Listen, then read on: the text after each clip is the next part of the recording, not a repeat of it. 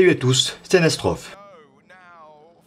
Aujourd'hui on se retrouve pour le résumé des qualifications de la 85e édition des 24 heures du Mans, donc l'édition 2017. La météo était tout à fait optimale, on avait de fortes chaleurs quand même, environ 30 degrés, mais la température baissait dans les dernières séances de qualification pour des chronos compétitifs. On commence donc par la catégorie GT amateur.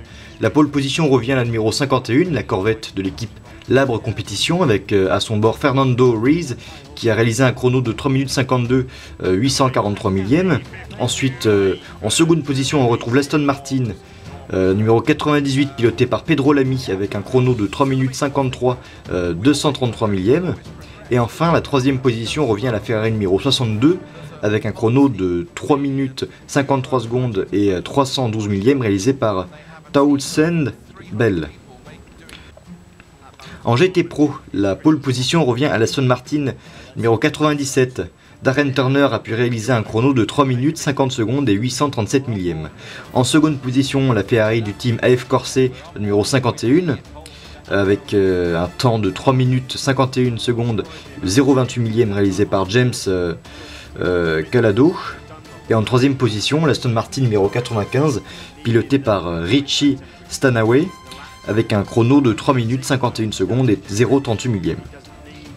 Donc pour faire le bilan de cette catégorie, la BOP semble intéressante, semble à peu près équilibrée parce qu'à peu près tous les constructeurs sont réunis dans à peine plus d'une seconde et les temps de la pole position de 2016 sont battus. Dans la catégorie LMP2, la pole position revient à l'Oreca 07 du team G-Drive Racing numéro 26. Alex Lynn, un jeune pilote, a pu réaliser un chrono de 3 minutes 25 secondes 352 millièmes. L'Oreca 07 du team Manor TRS Racing lui emboîte le pas, la numéro 25, avec un chrono de 3 minutes 25 secondes et 549 millièmes, réalisé par Vitaly Petrov, ancien pilote de Formule 1. Et en troisième position, on retrouve la numéro 38, toujours une Oreca, celle du Jackie Chang DC Racing, avec un chrono de 3 minutes 25 secondes et 911 millièmes, réalisé par le pilote chinois Haoping Tung. Enfin, en LMP1, la Toyota impressionne puisque Kaomi Kobayashi, à bord de la Toyota numéro 7, a explosé le record du tour avec un chrono phénoménal de 3 minutes 14 711 millièmes.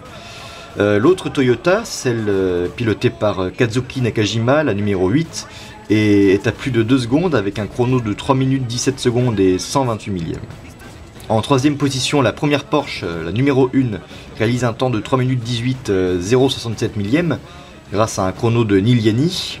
Et une autre Porsche emboîte le pas à la quatrième place, la numéro 2, grâce à un 3 minutes 18 secondes 067 millièmes réalisé par Timo Bernard.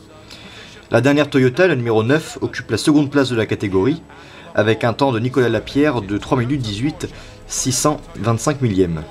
Donc le record du tour a été complètement battu. Donc le record du tour a été réalisé sur un tour clair, ce qui est très rare au Mans. Kaomi Kobayashi est ressorti après une intervention du drapeau rouge. La piste était complètement claire, il y a juste eu 2 voitures. Et a pu réaliser un tour phénoménal avec une vitesse moyenne sur l'ensemble du circuit de 251,9 km/h. Donc c'est assez extraordinaire. Donc c'est le meilleur temps sur cette configuration du circuit. Et c'est le troisième meilleur temps absolu du circuit parce que les meilleurs temps avaient été réalisés sur d'autres configurations du circuit, notamment où les chicanes n'étaient pas encore en place, les chicanes dans les Unodières.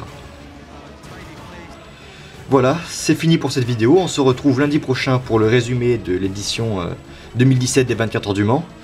Si cette vidéo vous a plu, vous pouvez vous abonner et laisser un pouce bleu. C'était Anastrophe, ciao.